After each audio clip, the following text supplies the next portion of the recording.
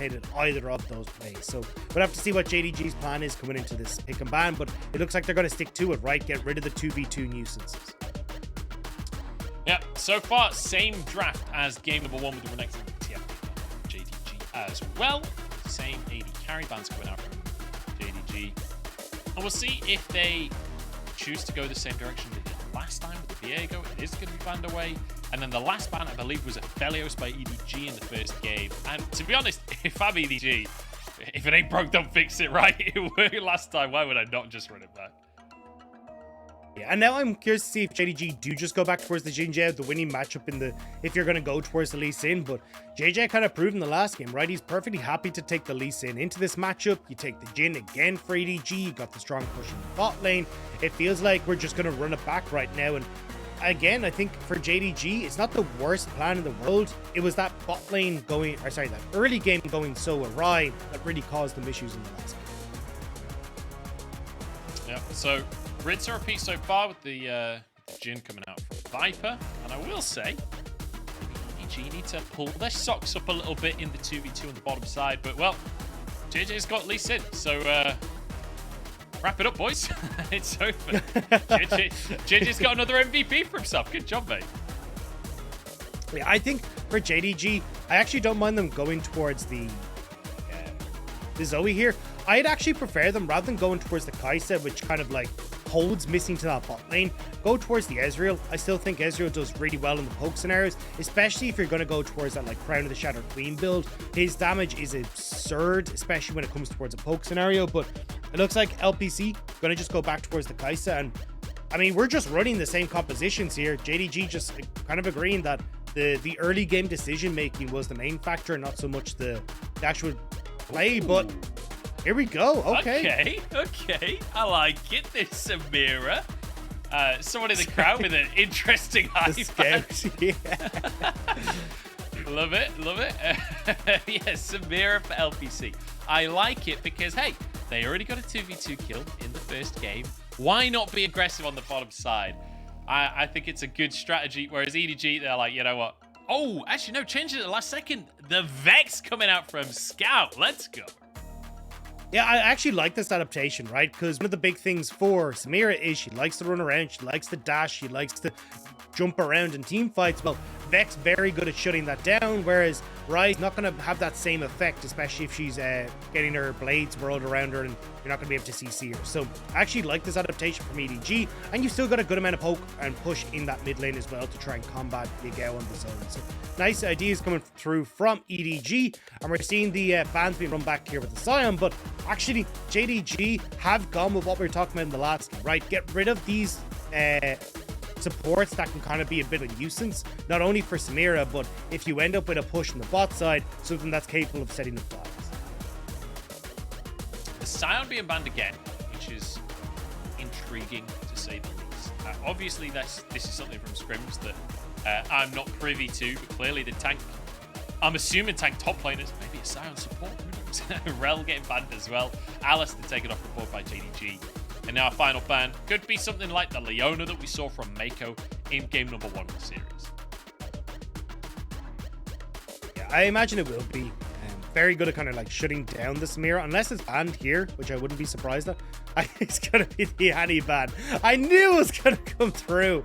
So at least JDG eyeing up potential here for the Jace pick for 369 in the top lane, unless Franjay just decides to take it for himself anyway and they go with the counter pick support. But I mean, anything that's just going to be able to easily lock up the Samira is going to be wonderful. Nautilus fits that with the auto attacks and even having that ultimate. Same when you look towards the likes of the Leona with their own auto attacks. They're champions that are really effective of keeping Samira in check. I just looked at this Annie ban. Imagine Cryan not being in the game and there being an Annie ban in 2022. Who would have seen this coming today? I certainly didn't. So, over to the side of JDG. The Jace is open. Like, I still think the Jace is a good pick, but looks like maybe Kennen could be the option instead, taking that away from Flandre, and also, I believe, does pretty well into Jace. Yeah, can do reasonably well. I mean, it's basically just, hey, we're both long range. We're not really going to be able to do too much, but it can certainly look as a big engage tool when you come towards team fights in the later stage, which I think is kind of what JDG have been lacking for a little bit. So here, you've got a nice engaged composition coming through with both the Kennen and the Leona to set that up. Long range poke coming through from Zoe. So honestly, JDG have a lot kind of set up to allow LPC to pop off in this Samira. So I think JDG going to be playing pretty heavily around this bot side to try and enable. Certainly will be. He's locked in. It's happening. We've got a Vladimir. Flandre just doesn't care. He doesn't care about your meta. He doesn't care about your expectations. Flandre plays whatever he feels like, all right? He will play Annie top. He will play Vladimir top. He is just looking to have the most unique champion pool of any top player this year, I guess. When you've already won the World Championship, I guess you've got to set new goals for yourself. I mean, again, though, it's like well thought out, right? It's not like you've got a matchup against the Kennen where Kennen can't really punish you very well. A range matchup, EO, so Kennen poke means nothing. Kennen goes for the all-in, you just cool and you're away, right? So actually a pretty good matchup in which you can scale as the Vladimir. And when then Samira tries to do her thing later on, you pool, you can still deal damage to her for a large portion because your transfuse goes through the wind wall. Like, there's so much there that you can actually work with, and you get great scaling. A phenomenal team fighter. So I really like how Flandre's coming in with this and kind of showing off his stuff with his champion pool, but also coming in with obviously thinking about, hey, what are going to be things that I want to play against in this map? Yeah, that Vex versus Zoe, pretty decent once you get the portal in play, but in terms of just trading in the laning phase early on can be a little bit difficult for him. I'm looking at that bottom lane though, Dagda, because we have supposedly the best bottom lane in the world in Viper and Mako. But I'm just saying, in game number 1, it was missing an LPC that would get in the 2v2 kills. So we'll have to wait and see how that one goes, especially with a Samira in the mix. LPC, he's coming to the LPL as a main starting AD carry here, and he's showing up. He's got a Kai'Sa pick in, he's got a Samira pick in. This guy is here to make a statement on the stage. And I want to see how Kanavi starts things off, because a lot of this early jungle path is going to dictate how aggressive LPC and Missy can play in this bottom side. You can already see like the cleanse coming in for Viper, the exhaust for Mako. They know they're on the back foot here. So I wouldn't be surprised to see Kanavi try and start off on this top side, move down into bot lane so then he can go for the early level 3, or maybe even try and go some funky path where he just goes for that quick down bot. Yaga. Oh, Mako doesn't pull the trigger. I thought they were going to go for him there. I thought Yaga was doomed, but he's all right. He gets away with it for now. I'm sorry, Doctor. I interrupted you. Please continue. It's not good. I mean, I think we've already kind of hit on it, right? You can see already, EDG, they want to get that ward down so they can spot where Kanavi's going to be. Kanavi is going to start on this bot side, so this is going to be really curious to see what the plan for Kanavi is, right? Like, there is always the option to go from like red to Raptors, down into Krugs and into a quick bot side gank. Thinking, hey, look, maybe I can try and make something happen, but maybe he just wants to try and full clear top side, get a couple of levels into the spot lane before he really makes himself known down there. Yeah, we'll have to see if he's going to be able to make his way into these lanes. Yagao getting a really nice trade to start off. Gets a bubble in as well. You love to see it. And Scout being forced back. And that is the nature of this lane early on. It's once the portal comes in, that's when Vex can start to a bit more. But the bot lane just being shoved in by EDG. And we're looking at the junglers here because we've got Kanavi already on his top half. Went both of the camps on the bottom side, just going for the red and then moving up to his top side, whereas JJ is going for the full clear. Yeah, it looks like Kanavi's kind of been has a bit of PTSD from the last game, completely trying to desync from JJ, right? Moving up towards top side, he now moved back to Wolves, in towards his Raptors, and then can try and look for some sort of play on the bot side, especially since Viper and Mako have full push down on that bot lane. It looks like Kanavi's going to try and hit just after the reset of the wave and see if he can catch Viper and Mako before they fully push in this bot wave. So I'm going to be keeping my eyes on the jungle. Because especially as you can see Yagao having push in mid, it should be a decent amount of control for JDG if they want to make plays in the bottom. Oh, big engage on the bottom side. Viper using cleanse very early on, but it's missing that's in trouble. Already half of his health gone at minimum. It's a good trade for EDG. It did cost them a summoner spell ultimately, but still a good health trade. Look at JJ though. He's reading Kanavi here. He's like, look, you warded my Raptors. I know you're trying to see if you can fake me out. So JJ making his way down. Will end up losing out on one of the Scuttle Crabs. So gonna maybe teeter back up towards the top side here. But still spotting out where Kanavi is and giving a good amount of information to EDG. Yeah, I'm trying to figure out if that was JJ reading Kanavi or Kanavi reading JJ. Because Kanavi had mid prio, but then JJ had bot prio, so I think depending on the position of the crab, depends on who ends up winning the scenario. I'm not 100% sure, but either way, it's a crab that goes the way of Kanavi. Remember, new patch, new season, that first crab, not as crucial as it used to be. Yeah, it's still nice to pick up though and kind of like help out a little bit, but definitely not as important as it once was.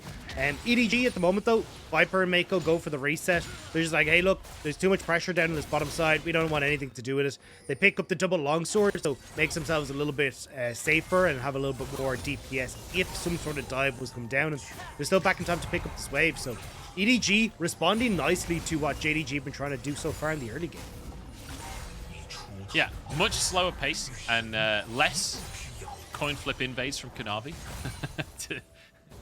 to just say it how it is, let's be honest. Flandre as well, doing a good job of farming up so far. He's almost 10 CS up in that top lane. Similar story for Scout in the mid lane as well. Things going well for the EDG solo laners. And we've got 13 seconds until that first Drake is onto the map. It is going to be Hextech to start us off in that bottom side. As we get some T-Tours in the bottom left of our screens. Spooky new dragon comes onto the map. Yeah, I think this is going to be a bit of a slow one if JJ is able to kind of like keep up with Kanavi as he's been doing thus far. It's really difficult for Kanavi to try and make plays happen if he's got to be worried about a counter gank. Because if you try and make something happen in the bot lane, right? You go in aggressive, suddenly JJ shows up, Mako's there with exhaust, you got Viper with CC, JJ's going to burst you down as well. It's really tough to try and win out as JJ will spot missing, but just going to be able to walk himself out. Do you know, I'm not sure he did spot missing because he certainly didn't react. He just ignored him completely, living up to the name The Blind Monk. Didn't seem to notice anything. And Viper and LPC training at the bottom side, and LPC happy to go aggressive, building up those style points, but actually not level 6 yet, so it won't matter too much. As the junglers, or at least Kanavi, moving towards this bottom side and could potentially start off this Drake if LPC can maintain the presence in the bottom lane with Missing moving in as well. They'll grab that cannon, and this might just be a Drake for JDG. Yeah, I don't think you want to try and fight this here as EDG. Like, there's just too much pressure on the bottom side.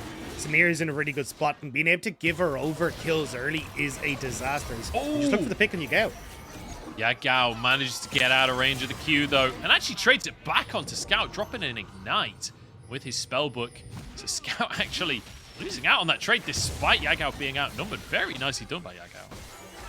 It should, the thing for Yagao here as well is having that TP advantage. Scout had only just returned to mid lane, so Yagao can clear this wave, reset, get back to mid, shove it in, and actually set up for JDG to put pressure on towards this this Rift Tower as well, just as a spawn. 369 has a really good push in top, and with Samira being able to reset first, it looks like JDG should not only get Dragon, but have good control over the top of the map for the Rift Tower reset as well.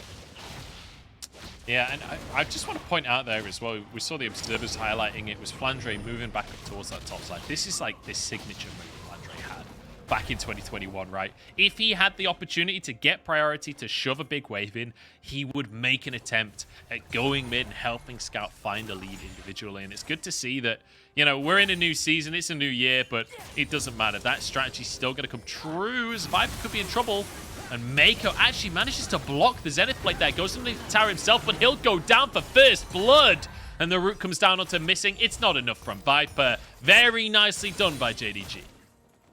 Yeah, perfect timing now, because as we said, LPC now pushes in bot. He rotates up towards the Rift Herald, and you're keeping the kind of this chugging along here for JDG, especially when you're running a composition with a Samira and a Kennen, and up against things like the Vladimir, you're definitely going to get outscaled. So JDG, I like that they're using their proactivity and playing down towards this bot. Yeah, beautifully done. It does it does net them a Drake as well. So good stuff from JDG. A little bit of an advantage, which is a pleasant change in pace from game number 1, because we're 8 minutes in, which is approximately when EDG ended the first game, if I remember correctly. So it's good to see JDG existing in this one. EDG start themselves a Herald off, but look where 369 is. He's level 7. He has his ulti. LPC moving in as well. It's time to make a play from JDG. 2000 on the Herald. 369 flashing forward, but the personal space fears him. He's rooted, but he still gets a kill anyway. 1 for 1 as the reset comes through from Scout. I believe Kanavi be in trouble next, but he has his ulti to keep him alive, and Yagao finds the bubble. And it's beautifully done by JDG as they get themselves a Herald and a couple more kills.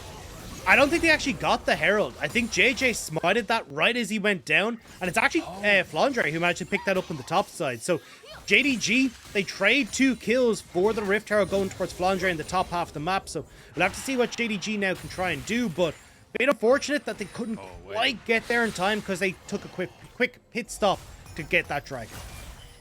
Actually, the more I think about it, that might be disastrous if Flandre gets solo plate gold with that Herald. He gets an empowered recall. Next time he can crash a wave. That's a lot of gold going over to a Vladimir. I don't know if that's good in the grand scheme of things for JDG. But here we go, 2v2 in the bottom side. On to Viper they go. Cleanse is nowhere near enough. And LPC wants a bit more. The double kill against Viper and Mako. That's how you make an entrance. Again, it's just going for these aggressive bot lanes. Once you've got these hyper carries, these big pushers out of the lane, LPC's happy to take the Samira and turn the 2v2 back in favor of JDG. But we're just going to get a replay here of what happened on this top side. So 369, like, he needed this play to work out. Gave up that massive wave on top side over towards Flandre to get in position for this. And the fact they managed to kill JJ off the back as well is wondrous for JDG, because, I mean, 1 kill for that Rift Herald and that big wave loss would not have been worth it. But at least JDG now kind of go even on that play, because look at the top side gold. 300 gold in favor of Flandre. Rift Herald still in his pocket, and here comes JJ. Time to make a play on the top side. 369's in trouble. Does have Slicing Maelstrom, though. It's hard to dive a cannon a lot of the time. Stun comes down onto Flandre, but he is Vladimir at the end of the day, so he turns into a puddle, and everything's okay. He's got a Herald as well, so that might just be a finished off tower in the top side. Beautifully execute dive by EDG. In the meantime, JDG trying to make plays on the bottom side, but I don't think it's going to work out for them because the respect from Viper and Mako is beautiful to see. I mean, this is going to be a Flandre versus LPC game. You're getting so many resources dedicated to LPC. 3 kills already to his name, a bounty as well. And now this TP coming through as Rift Herald is just going to be able to take a good chunk off that tower. But late game scaling on the Vladimir, you're going to have to try and pop off here for LPC to prevent that from happening. Man, if that minion wave was just a second later. I love watching Yagao play Zoe. I'm telling you, if you want to get good at Zoe, watch some of this guy's solo queue, watch some of this guy's pro views, because he is a beast. And the way that he finds those angles, like, he didn't manage to get that bubble because of the minion wave, but just the creativity in the play, it's really something. Are you going to listen to your own advice so you can stop hinting in solo queue, or is that all right, Rob? Well, you can solo cast the rest of this one. I'm out. Well, now that it is just the tag to show, I'm perfectly happy to chat about JDG. They're in a pretty good spot here to try and set things up, right? You go, still a lot of pushing mid. You've got LPC who can try and play towards on the spot side. Terror should go down relatively soon if you can try and play off it, but the fact they managed to grab these early dragons and continue to put pressure on this bottom side should set them up nicely for team fights. As JJ was fine 369, but not going to be able to do too much. Yeah, I don't think he's going to go for kill. Just going to grab that Grump away. And this is what EDG did best, right? Just trying to suffocate JDG around the map. And LPC still on this tower on the bottom side, but Samira not exactly renowned for being the fastest at annihilating towers. Much more about the team fight. So still working away on those plates. And in the meantime, it's going to be traded for a tier 2 in the top side of the map here. As Flandre is getting giga fed. 127 gold. He had 5 plates and now a tier 2 tower as well. He's 30 CS up. It's feeling real good for him as the shadows gonna stay in the shadows for now. Yeah, and you can see there, right? He's matching the gold now that LPC has picked up. LPC will finish this tower, which should just bump the Samira ahead, but still, like, you've now got an answer for the Samir in team fights, and Vladimir is terrifying when he gets to the late game. So JDG need to try and find ways to set themselves up correctly in team fights. Spot out where Flandre is going to be, because if Flandre finds a big flank and can annihilate LPC before he even gets going, it's not going to bode well for JDG. I just feel bad for 369 at this point. You know, he's moved out. He's moved to a new school. He doesn't have any friends there yet. He's nervous on his first day. And then EDG shows up in their cool bomber jackets, and they've got their world's trophies and their medals on. And they come and they just beat, they just beat the snot out of him, you know? Like, what can poor 369 do? He's just been abandoned. He's just been absolutely roasted in this top side. It's painful to watch, honestly. I mean, EDG have done a phenomenal job of, like, playing away from LPC, right? You think, hey, JDG want to go and try and pick up the dragon, which they did, but as they're putting those resources, but EDG answer with Flandre's positioning top, and now Flandre... Oh, but the little kid answers back. It's Flandre who's being bullied, turns into a puddle, but that's all he'll be is 369, finishes him off, and gets revenge. He stands strong for the little guys everywhere. I thought the transfuse might have gone off in time. JJ, you do not have any business being here, although... You say that? I trusted JJ, Viper gonna have to cleanse away the bubble. I swear, when I play cleanse, it's got a much bigger cooldown than when Viper plays cleanse. That's all I'm saying. JDG can't quite find a pick. Yeah, Scout, though, answering on the spot side with the turret. So again, like EDG, they're consistently finding these cross-map plays. JDG commit 3 members to top side. Yes, they get the kill, but you do have EDG positioning to make sure they can turn around. Rift Herald, though, should go to JDG, and I imagine this is going to go into the mid lane. The big game plan here for JDG's play off of Dragons. Scout's not doing so hot on the Vex ultis just yet. It doesn't have to be max range every time. You're allowed to get a little closer. So we see some trade. It's actually a very even game. JDG's currently winning, Dagda. Yeah, and I want to see them try and use this Rift Herald mid. I was just saying, I want to see JDG playing for Dragons, creating this longer lane where you can push back EDG further, get rid of some of that pesky vision, should make things easier. And JDG, they're doing a nice job of finding picks. Flandre overextends in top. I thought he'd get the transfuse here before that W went off, but unfortunately not quite able to do so. And it is going to be the kill going the way of 369. I think it must have been on cooldown because it didn't look like he was even trying to, right? It was rocket belting away. So I think, unfortunately, cooldown's just a little bit too long in the early game for Flandre. He went down in the situation. So nicely done here by JDG. And again, they've got a bit of a gold lead for themselves, but it's not a huge gold lead. And when we take a step back and take another look at these compositions, when we're looking at scaling, you've already mentioned that Vladimir is going to get absolutely huge. Samira, not exactly known as that late game hyper carry, much more known for the mid game. So it feels like JDG do need to start putting their foot down, and this Herald in the mid lane will certainly help them do that. So they take a tier 1 for themselves. They'll look for an extra charge onto the tier 2. JJ really wants to hit that eye, but he won't be able to. Uh-oh, we're past 14 minutes. Flandre's behind the enemy team. Rocket Belt in. There's a big ulti onto everybody, but it looks like it'll just be 2 for now. But 2 is better than none. Kanabi will keep himself alive with his ulti, but the fear comes on in. Zoe over the wall. Yaga trying to turn it around, but it's a double kill for Viper, and a boot to the face for 369. Then pulled in on the anchor and shut down by the shadows. The Scout. Beautifully done by EDG. And that's what I was about to add to your point, was that Samira, not only does she not scale great, she can really struggle when you've got so many flank opportunities, so much CC on EDG as well to lock her down. And EDG played that perfectly, getting Flandre on the flank, forcing LPC back. And from that point, EDG are just all go. We'll catch it here, right? Look how deep this TP is from Flandre. And you've got Mako on the opposite side. When do you try and cancel the CC here, right? Because LPC, worried about the ult coming in from Mako, burns that wind wall early. But it just separates out JDG. And from that point forward, you've got so much lockup coming through with the Everfrost coming through from Vex. You've got the lockdown from Viper. It becomes really difficult to play these fights. And not only that, JJ with that phenomenal kick to stop the turnaround coming through with the kill. just want to quickly say, it's not called Wind Wall, it's called Blade Will. She's far more talented than Yasuo. Yasuo just throws some wind. She literally hits bullets out of the air.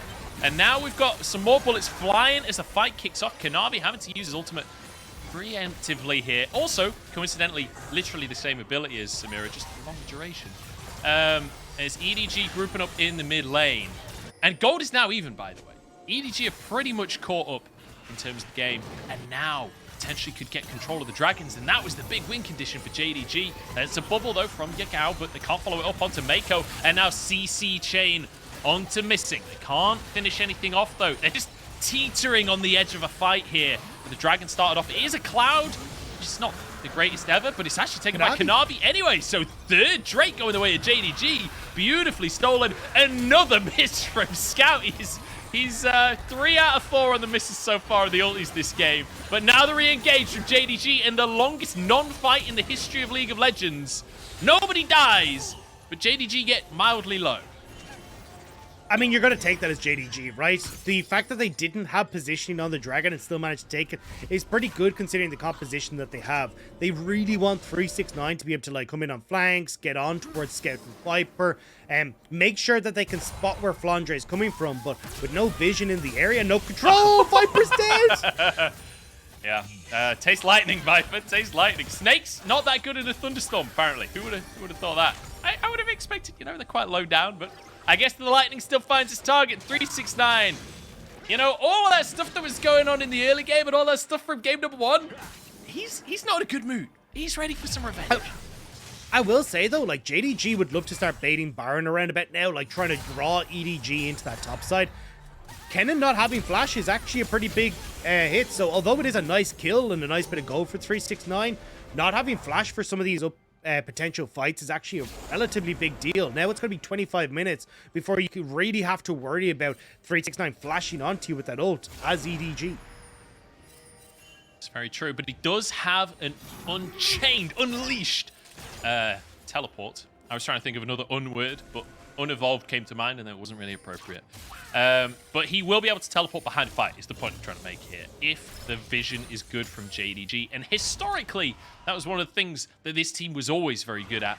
The thing is, that was all Luma, and now it's missing on the squad. So we'll have to see how this team develops and whether or not that still continues to be a strength. I think right now, like JDG, you can see they're kind of playing towards what we're talking. Get control over river, see if you can like push out waves, keep EDG kind of interested in poking headfirst into this river. And there's not a huge amount of people that can really face check. Mako, yes, you're Nautilus, but not particularly tanky. Flandre can dodge some abilities, but he's going to be split pushing bot side. So if JDG can force EDG to continuously poke their head here, they might be able to get some picks or set themselves up for a nice fight. And it does feel like both teams are quite have to go for a fight in this one. A lot of big ultis as JDG going to be locked up to start this one off, but it's actually huge damage as LPC finds one already in the fight, and he's got his style points. He's ready to ulti if he can find a target. Mako low, finished off by 369, and now it's Flandre on the front line, has to use the cleanse, turns into a puddle, and it will save his life for the time being. Now a curtain call as they try and get some kills on the exit. EDG looking for anything, but finding nothing. And now you can move over towards this Baron. JDG, they still got a good amount of health bars. A lot of the poke is starting to come out from Scout though, and they do need to be careful. This could be dangerous, especially if Flandre can get in, but with no ultimate, it looks like EDG are afraid to try and go in. It's looking like there's going to be a lot of channel points being thrown around at the end of this one as JDG in prime position. They're on the Baron. 5k left as Flandre tries to move in. Kanavi jumps forward, but a bit of personal space is granted by Scout. The puddle, nothing works for JDG. Everything's denied and Flandre goes in. It's EDG sweeping them up. Never mind the channel points. I was totally wrong. EDG are back on top. Impeccable play from EDG. 369's trying to hide, make sure you can get that big ult, and they just outplay it so well. And now it's EDG on the Baron. Now it's EDG with control of this game, and they can look to once more close this out in a 2-0 fashion. But JDG, they're not quite pushed out of it yet. Oh, it's brutal. It's brutal. This part of the fight is very nice from JDG. I hope we get a replay of the Baron fight, because that was so beautifully played. Yeah, this was really well done by JDG, right? LPC set up nicely. He's able to deal with one threat at a time. He's not trying to deal with multiple people from EDG jumping onto him, which is perfect for getting those stall points and setting up. But you see here, right, 369 knows he's out of vision, setting up beautifully here and is trying to get that flank, but Scout still has his flash available, still very healthy as well. So when 369 goes in, Scout's out over the wall, still has the Q to deal damage, and Flandre is able to get himself out before he launches himself back in to pick up those kills. And man, Vex. Vex is definitely a champion. That is a sentence I'm willing to commit to. Personal space is a very good ability. And Kanavi found that out firsthand just there. He just gets feared back into his team. And just take a look at the items that are on Scout right now. 2 fully completed items with a Medjai's on 10 stacks as well. Not to mention his boots, of course. He's feeling real strong, and Vex, when you get a few items, starts to blow people up. So when we see that ulti hitting, that will lead to kills. But a curtain call will be the ulti we're talking about now, as Yagao's been caught and there's no way out. A couple more shots go through. And suddenly, what felt like a JDG favored game just a couple of minutes ago now feels like EDG are knocking on the door of another win. And again, it's EDG playing this map so well. They catch JDG, who are trying to position up towards top side. EDG take bot turret. Now they rotate mid to take 2. They're getting so much gold off of this Baron push, and little JDG can do what you go down for another 15 seconds. This will be another tier 2 in the mid lane. And tier 2 in the top lane, if you remember, eons ago was taken by Flandre with that Rift Herald. While LPC was trying to trade it for the first tower in the bottom side. So right now, EDG have taken 6 towers across the map already. JDG, when it comes to control of these neutral objectives, it's going to become extremely difficult to push into this jungle where they have so little vision. And you wanted to point out scouts at him. Items. I want to look at Flandre. Like, 3.5 items complete. Yeah. This guy is very close to just taking off. I mean, he already has insane damage when it comes to these fights, but this is where LPC, still not having completed his 3rd item, is just not going to be able to compete when it comes towards the damage that Flandre can put out. So when you're looking at, Dragon in 3 minutes, the Baron that's going to be up in about another 5, that's where you're going to be in trouble here for JDG. And that's if you can even try and hold on until that point. At least EDG now, trying to see if they can push out the waves, get control over River, and potentially that bot side jungle for JDG, maybe even catch people in transition. You see Flandre being oh so careful in that bottom side of the map, making sure not to get caught out. Let's go for a bit of vision with the Scry and all, but now EDG are moving into this bottom half of the map. He's safe to push that wave out, and it feels like they're trying to get pressure on that bottom side while they can. 2.5 minutes until that Baron comes up, so they don't need to worry about getting caught on the wrong side of the map. This is 9. He's found a sneaky way into the brush, but I think he must have gone past that control wall to get there. Goes for the slice of Maelstrom anyway, but Viper flashes away, and 369, it was a good attempt. I like the gumption there. You're down on death row at this point. You might as well try and make something happen, but it just cannot come to fruition. Yeah, Viper was in a little bit of trouble, but you can see with Flandre being pushed in on this bot side, that was it for JDG, right? Try and quickly collapse on the 4-man unit, find that uneven fight, but unfortunately, doesn't come to fruition, and now you're stuck a man down trying to defend your base, and it's going to be that mid inhibitor that's first pickings for EDG.